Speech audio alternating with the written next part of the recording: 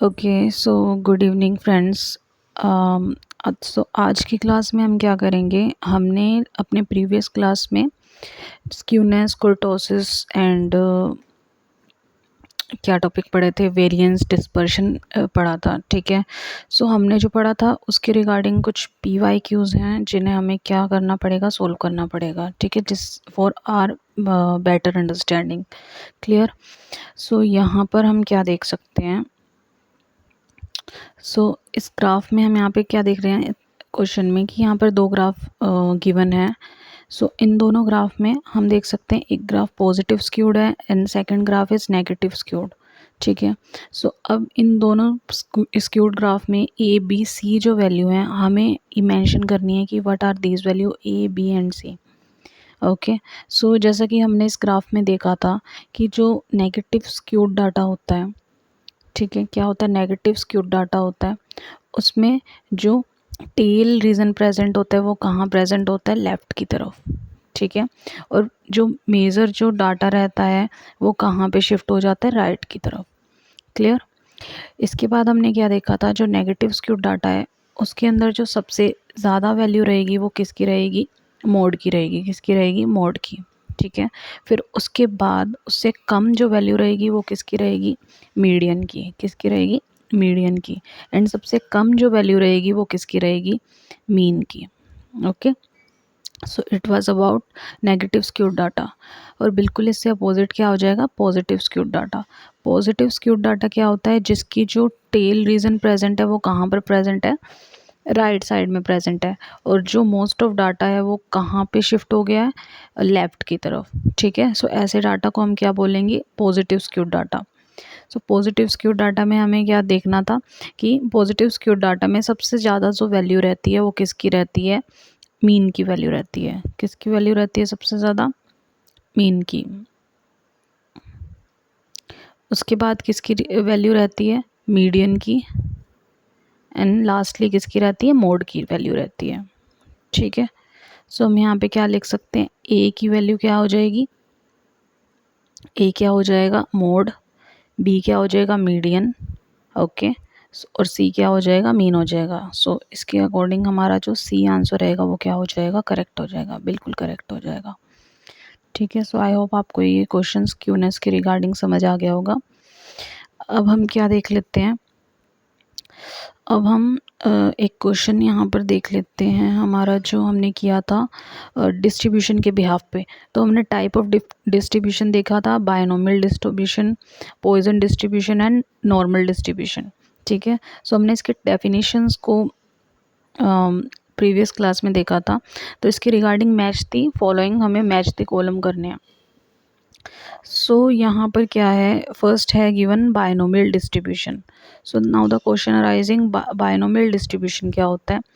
Binomial distribution ऐसा distribution था जिसमें एक इवेंट में क्या थे, इंटरवल, फिक्स इंटरवल का टाइम था, जिसमें ऑब्जर्वेशंस जो थी उसमें या तो फेलियर आ रहा था या फिर क्या आ रहा था, सक्सेसफुल इवेंट था। या तो इवेंट फेलियर होगा या फिर क्या होगा, सक्सेसफुल होगा। तो 2 आउटकम्स थे उसके अंदर, उसे क्या बोलेंगे, बायनोमियल डिस्ट्रीब्यूशन। इसका मतलब ए का जो आंसर रहेगा वो क्या रहेगा, फर्स्ट रहेगा।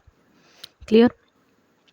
नेक्स्ट हमने क्या देखा था, पॉइजन डिस्ट्रीब्यूशन। पॉइजन डिस्ट्रीब्यूशन हमने क्या देखा था, probability of A given number of event happening in a fix interval of time. ठीक है, जो नंबर ऑफ इवेंट है वो क्या है, एक फिक्स इंटरवल ऑफ टाइम में अकर हो रहे हैं। इस टाइप के जो डिस्ट्रीब्यूशन है उसे हम क्या बोलेंगे, पॉइजन डिस्ट्रीब्यूशन। ए का हो जाएगा third. And last one is normal distribution. Normal distribution की डेफिनेशन क्या रहेगी, probability that is symmetric about the mean. मतलब मीन के अराउंड में उसकी प्रोबेबिलिटी क्या है, एक सिमेट्रिकल डाटा शो कर रही है। क्लियर। हमने क्या देख लिया इसमें, तीनों टाइप के डिस्ट्रीब्यूशन की डेफिनेशन के रिगार्डिंग मैच द कॉलम। ये हमारा दिसंबर 2018 का क्या था, PYQ था। ओके, आई होप आपको ये क्लियर हो गया होगा। नेक्स्ट जो हम देख सकते हैं यहाँ पर हम एक क्वेश्चन और देख सकते हैं कि वेरिएंस के रिगार्डिंग। हम इस क्वेश्चन को जूम कर लेते हैं और इस क्वेश्चन को देखते हैं। ये जून 2019 का क्या है, PYQ है। इसमें क्या है, which of the following statement regarding normal distribution is not correct, ठीक है। सो नॉर्मल डिस्ट्रीब्यूशन के रिगार्डिंग क्या स्टेटमेंट करेक्ट नहीं है, हमें ये बताना है। सो इसमें फर्स्ट ऑप्शन में क्या लिखा है, it is a symmetric around the mean. Second है it is symmetric around the median. Third is it is symmetric around the variance.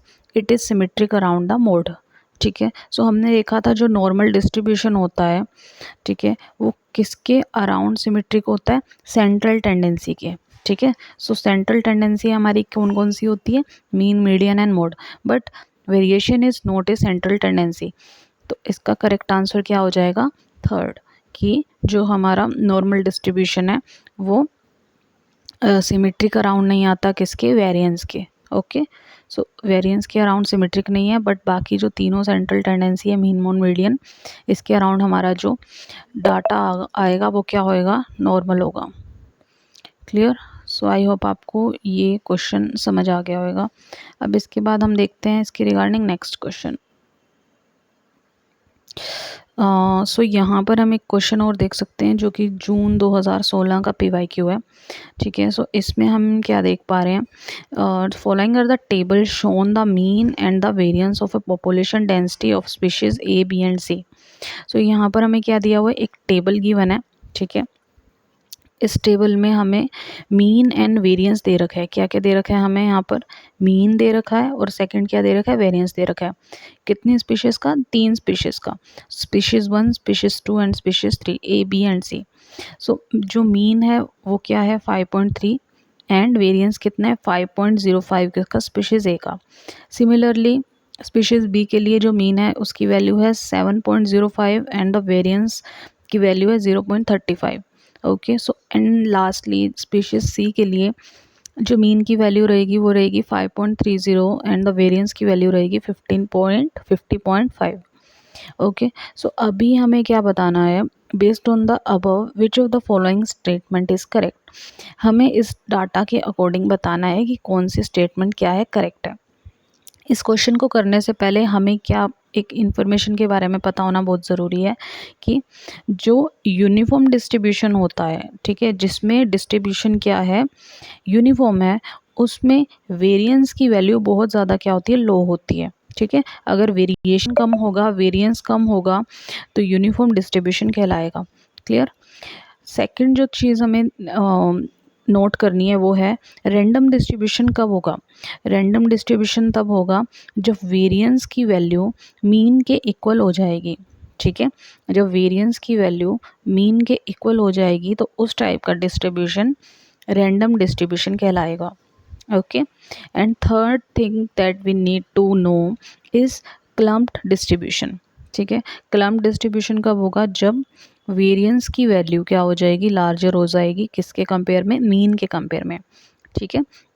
So clump distribution is when variance की वैल्यू क्या हो जाएगी, mean से ज़्यादा हो जाएगी। रैंडम डिस्ट्रीब्यूशन कब होगा, जब वेरिएंस और मीन की वैल्यू इक्वल होगी। और यूनिफॉर्म डिस्ट्रीब्यूशन कब होगा, जब वेरिएंस क्या होगा, बहुत ज़्यादा लो होगा, ठीक है। सो अब हम यहाँ पे इस डाटा में देख सकते हैं जो स्पीशीज़ ए है उसका मीन क्या है, 5.3, ठीक है, और वेरिएंस क्या है, 5.05। इसका मतलब ये जो दोनों हैं, ठीक है, ये कैसा डाटा शो कर रहा है, रैंडम डाटा शो कर रहा है, क्योंकि इन दोनों की ही वैल्यू क्या है, ऑलमोस्ट इक्वल है। 5.3 and 5.05 is pretty much closer to each other values, ठीक है, these value are pretty much closer to each other. तो इस तरह का डाटा जिसमें मीन एंड वेरिएंस की वैल्यू ऑलमोस्ट अप्रोक्सीमेट इक्वल है, ऐसा डाटा क्या कहलाएगा, रैंडम डिस्ट्रीब्यूटेड डाटा कहलाएगा। तो स्पीशीज ए के लिए हमारा आंसर क्या आ जाएगा, random. Okay, so next thing that we need to know is जो स्पीशीज सेकंड है, अगर हम उसके डाटा को कंपेयर करें, उसका मीन है 7.05 एंड वेरिएंस की वैल्यू है 0.35, ठीक है। सो इसमें हम देख सकते हैं कि जो मीन की वैल्यू है that is much higher than the value of variance. So mean की वैल्यू अगर ज़्यादा है, हायर है एज़ कम्पेयर टू वेरिएंस, तो ऐसी कंडीशन में हम क्या देख सकते हैं, ऐसा डाटा क्या कहलाएगा, यूनिफॉर्म कहलाएगा। ऐसा डाटा क्या होगा, यूनिफॉर्म, ठीक है। सो स्पीशीज बी के लिए जो हमारा डाटा होगा वो कैसा होगा, यूनिफॉर्म होगा। एंड द लास्टली स्पीशीज सी के लिए अगर हम देख लें तो मीन की वैल्यू है 5.30 एंड वेरिएंस की value 50.5। Okay, so mean is much smaller than value of variance. तो इस केस में मीन की वैल्यू बहुत कम है एज़ कम्पेयर टू वेरिएंस। तो इस टाइप का डाटा जिसमें मीन की वैल्यू कम आती है वेरिएंस के कंपेयर में, ठीक है, सो ऐसा जो डाटा है उसे क्या बोलेंगे, क्लम्प डाटा बोलेंगे। क्या बोलेंगे, ऐसा डिस्ट्रीब्यूशन क्लम्प्ड होगा, ठीक है, ठीक है। सो ये क्या होगा, क्लम्प्ड होगा।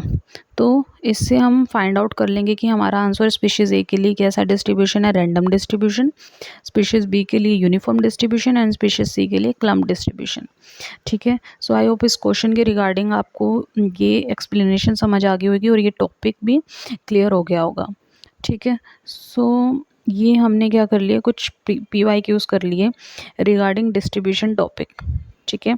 अभी हम क्या करते हैं, मूव करते हैं अपने नेक्स्ट टॉपिक पे, और हमारा जो नेक्स्ट टॉपिक रहेगा वो क्या होगा, कोरिलेशन। हमें किसके बारे में पढ़ना है, कोरिलेशन के बारे में,